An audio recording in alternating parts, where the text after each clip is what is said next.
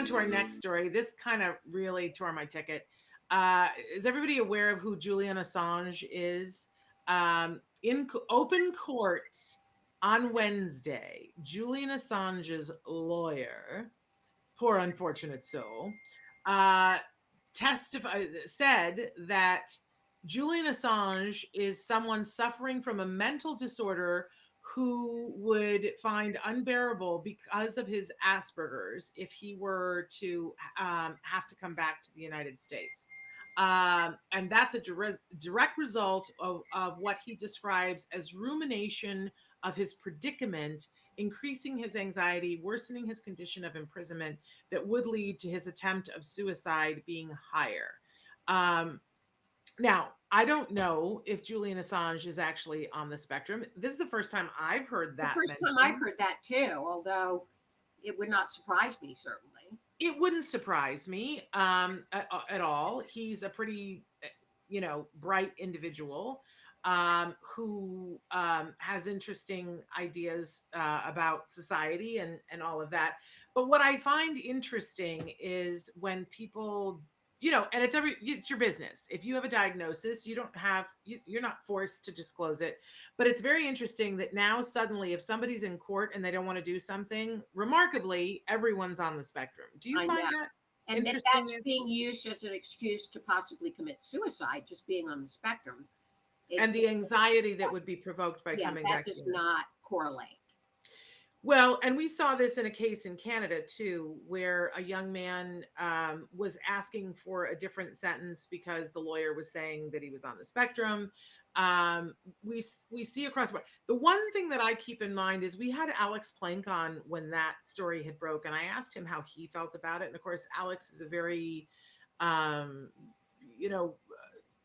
there person in the press, is on the spectrum. And I said, doesn't this offend you?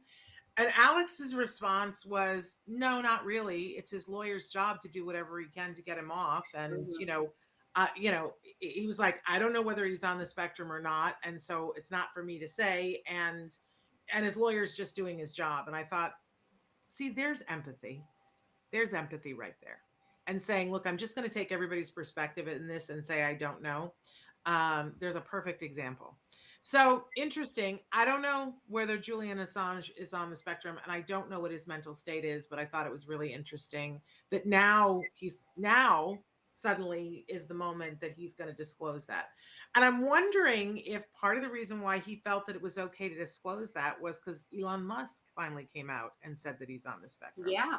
Lots of high profile people coming out as being on the spectrum, it seems to be. Absolutely. Okay. It seems to be a trend. It is a trend. Wentworth Miller. Did you ever watch that show Prison Break? No.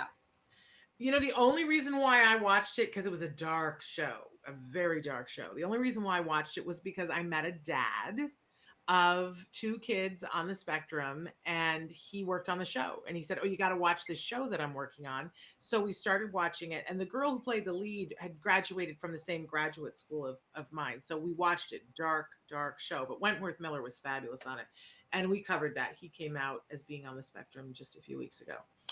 Okay, our next story. This is a good one. Yeah. A good bad one. Good Ursula one.